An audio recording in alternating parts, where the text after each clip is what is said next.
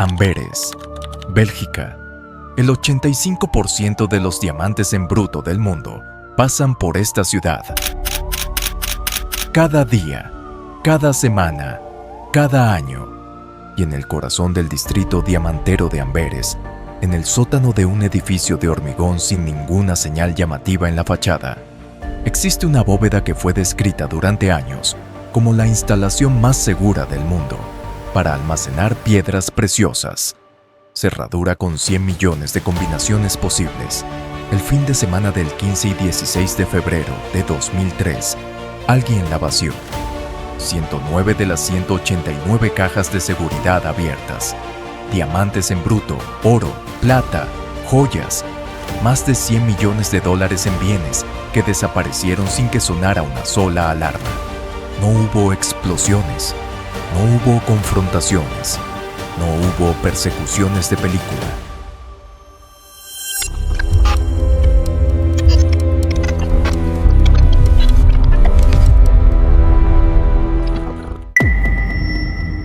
El lunes por la mañana, cuando los empleados llegaron al edificio, la bóveda estaba vacía y la empresa de seguridad que monitoreaba el sistema les aseguró, revisando sus registros, que las puertas de la bóveda seguían cerradas.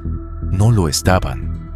35 años después de su comisión, la mayoría de los diamantes robados en Amberes siguen sin aparecer, y el hombre que pasó más de 2 años planeando el robo más grande de diamantes en la historia de la humanidad, hoy vive en el campo fuera de Turín, Italia, vendiendo pellets de madera. Hoy vas a entender cómo lo hizo, cómo lo atraparon, y por qué la pregunta que nadie ha podido responder en más de 20 años no es cómo entraron a la bóveda, es a dónde fueron los diamantes. Para entender el robo de Amberes, hay que entender primero dónde ocurrió.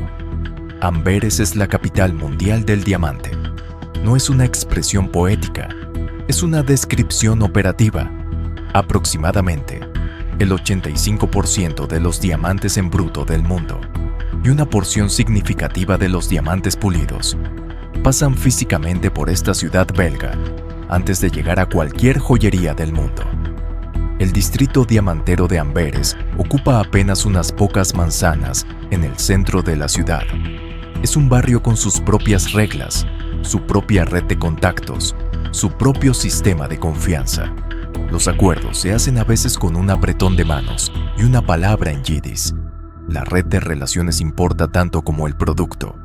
En el corazón de ese distrito, en el número 9/11 de la calle Schupstraat, está el Antwerp Diamond Center. No es un museo ni una tienda. Es un edificio de oficinas donde empresas de comercio de diamantes operan y donde sus dueños pueden guardar sus piedras en cajas de seguridad individuales en la bóveda del sótano. La bóveda estaba 2 pisos bajo el nivel de la calle y tenía un sistema de seguridad que la industria consideraba impenetrable.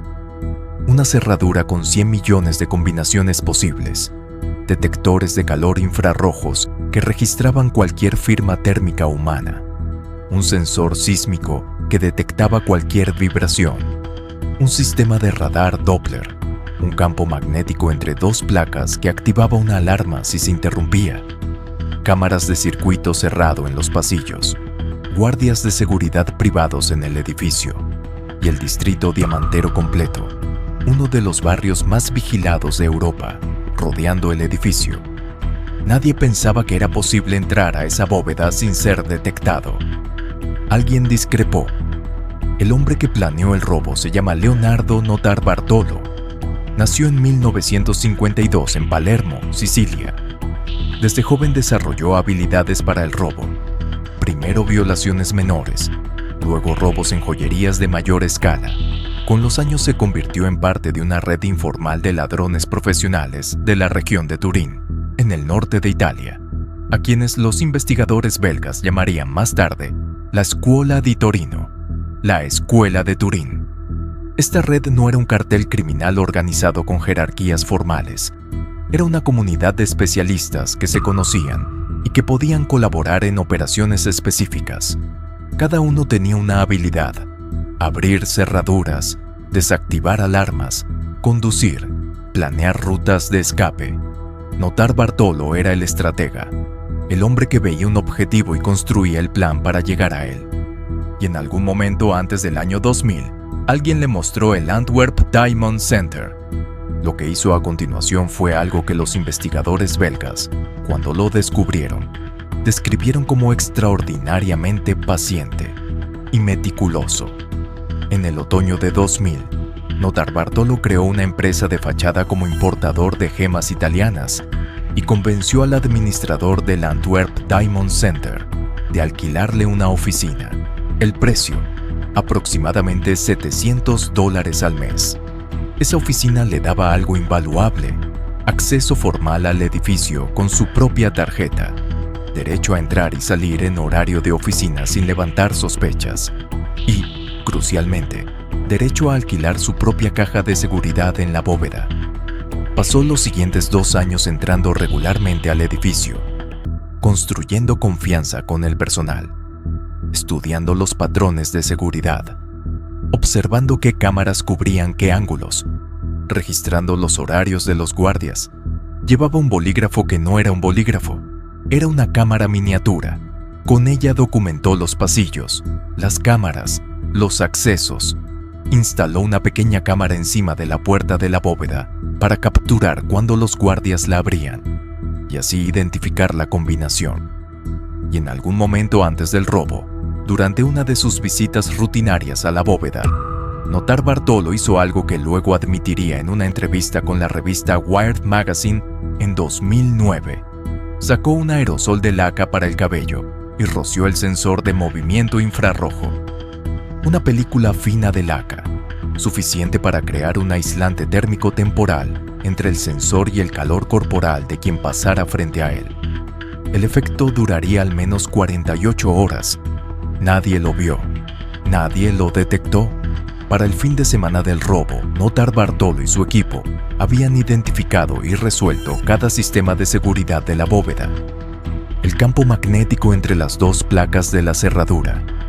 Desmontaron parcialmente los tornillos que las sujetaban días antes, mientras el campo estaba inactivo, y los fijaron con cinta adhesiva. La noche del robo usaron una placa de aluminio, fabricada a medida para mantener el campo activo mientras abrían la puerta, sin activar la alarma. El radar Doppler lo bloquearon físicamente. El sensor sísmico lo neutralizaron con materiales específicos. La cerradura principal de la bóveda habían fabricado una llave especial de 2 partes y 3 dimensiones que replicaba la combinación que habían capturado en video. No dejaron huella de entrada forzada. Abrieron todo con las herramientas correctas, de la manera correcta, sin activar ninguna alarma. Viernes 15 de febrero de 2003. La mayoría de los comerciantes del Diamond Center han salido para el fin de semana. El edificio opera con personal mínimo. Notar Bartolo entra al edificio con su tarjeta de acceso, como cualquier otro día de trabajo. Baja a la bóveda, rociará el sensor infrarrojo antes de irse. Cuando el guardia le abre la puerta para entrar a su caja de seguridad, Notar Bartolo actúa con normalidad. Hace lo que cualquier inquilino hace, luego se va.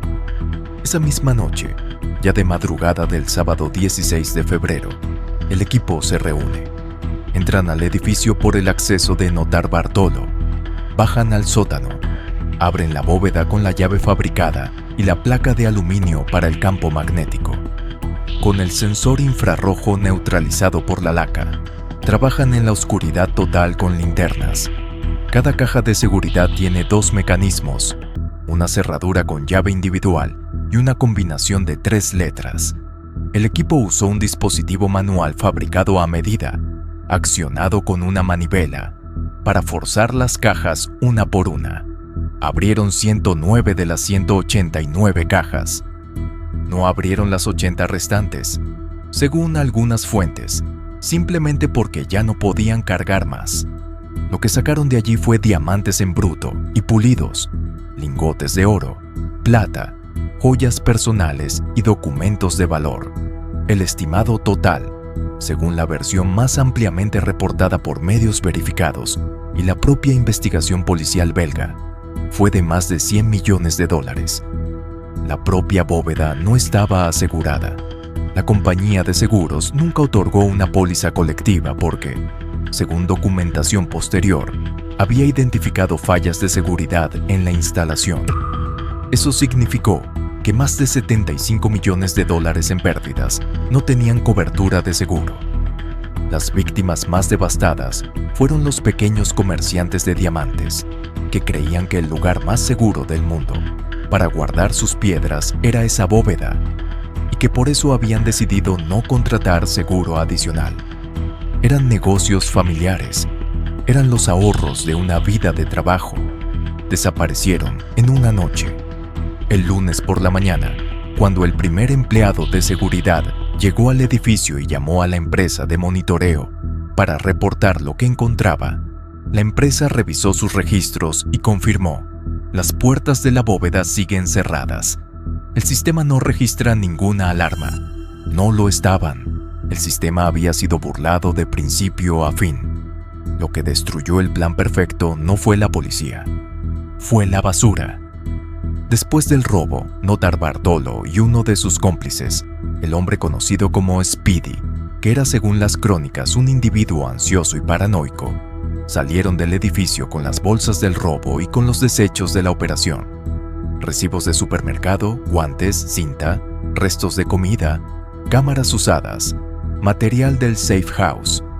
Los pusieron en bolsas y los tiraron en una carretera secundaria cerca de la autopista E19, entre Amberes y Bruselas. Eligieron el trozo de tierra equivocado.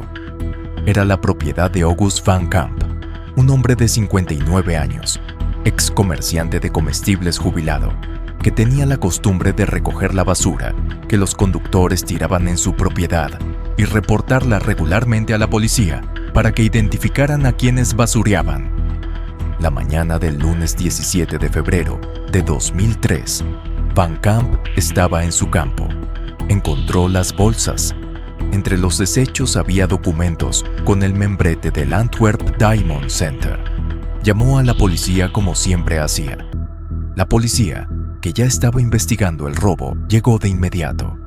En las bolsas encontraron esmeraldas diminutas que eran desechos del robo, un recibo de un supermercado de Amberes, un bocadillo de salami a medio comer, un documento autorizando trabajo de instalación de seguridad en una oficina del Diamond Center, con el nombre de Elio Donorio como especialista en alarmas, y una referencia al nombre del arrendatario que lo había contratado, Leonardo Notarbartolo. Del recibo de supermercado, los detectives recuperaron imágenes de las cámaras de seguridad del local. Identificaron a uno de los compradores, Ferdinando Finotto, un electricista y ladrón convicto a quien la policía italiana conocía. El administrador del Diamond Center, al ver las imágenes de seguridad del edificio de días anteriores, reconoció inmediatamente a Notarbartolo. La policía de diamantes de Amberes, el único cuerpo especializado en robos al distrito diamantero del mundo, comenzó a trabajar el caso. Los detectives Achim de Bruyker y Patrick Pace lideraron la investigación. 5 días después del robo, el 21 de febrero de 2003, Leonardo Notarbartolo cometió el error que lo selló. Decidió volver al Diamond Center. Su lógica: si era el único inquilino que no había regresado al edificio después del robo, eso lo haría sospechoso. Si volvía a entrar con su tarjeta, parecería normal.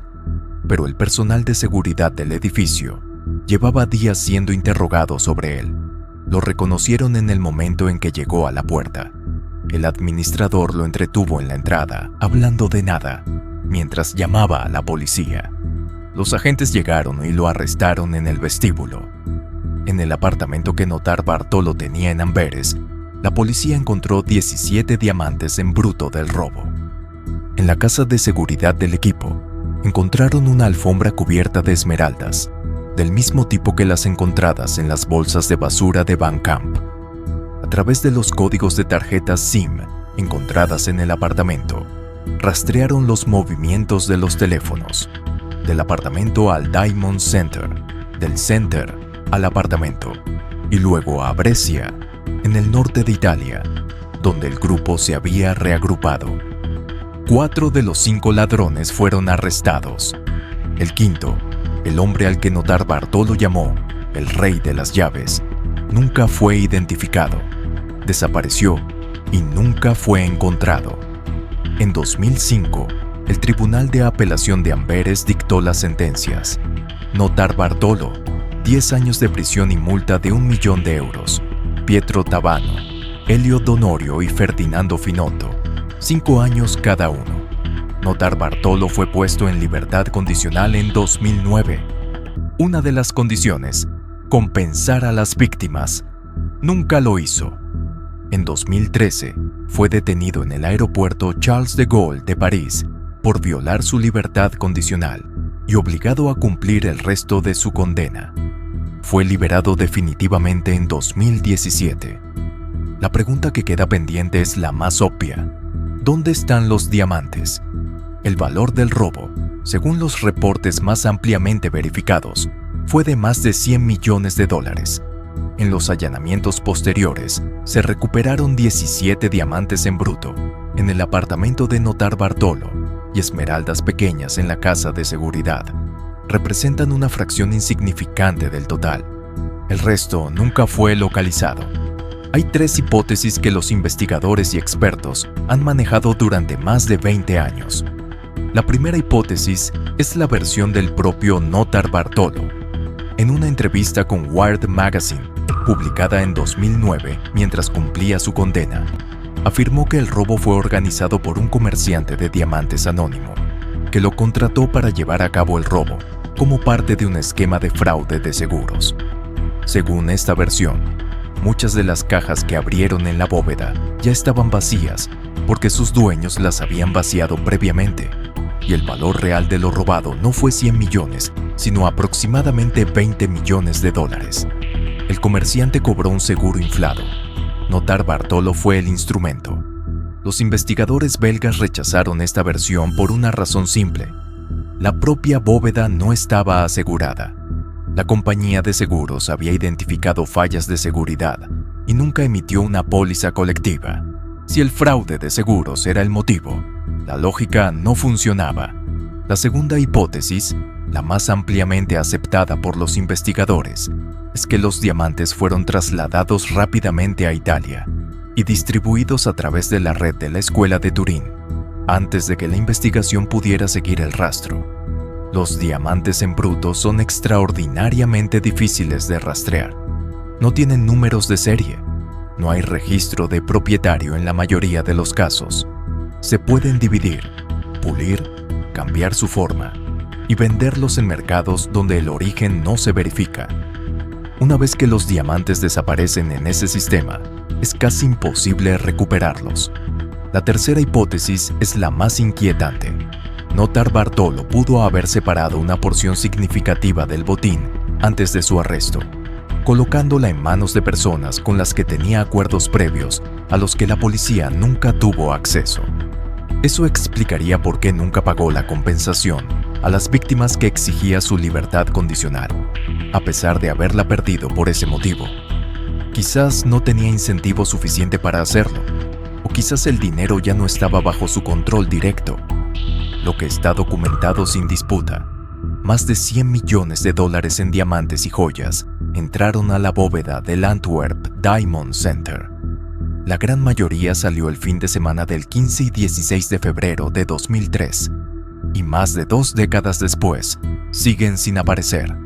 Las víctimas, los pequeños comerciantes de diamantes que guardaban el trabajo de su vida en esas cajas, nunca fueron compensadas de forma significativa. Agosto de 2025, Netflix estrenó el documental Stolen, Heist of the Century, en el que Notarbartolo habla en cámara por primera vez en detalle sobre su rol en el robo. Es el primer momento en que el presunto autor intelectual del mayor robo de diamantes de la historia da su versión completa ante el registro audiovisual. Los detectives belgas que llevaron el caso también aparecen en el documental y los verifican y lo contradicen y señalan exactamente qué partes de su historia no cuadran con la evidencia. El documental está basado en el libro Flawless: Inside the Largest Diamond Heist in History, de los autores Scott Andrew Selby y Greg Campbell, publicado en 2010, que es hasta hoy la investigación más completa sobre el caso. Scott Selby, quien coescribió el libro, lo dijo con claridad en una entrevista con la revista Time.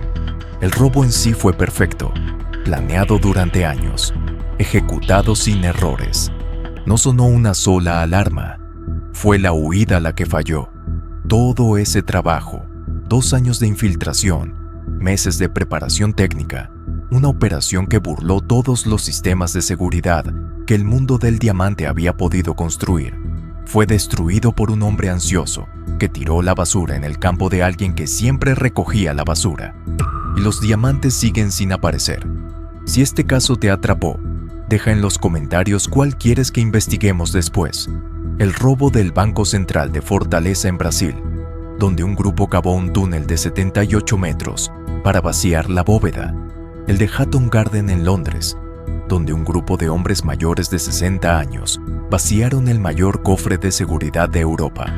O el del Museo Gardner en Boston, donde 13 obras maestras desaparecieron en 81 minutos y siguen sin aparecer 35 años después.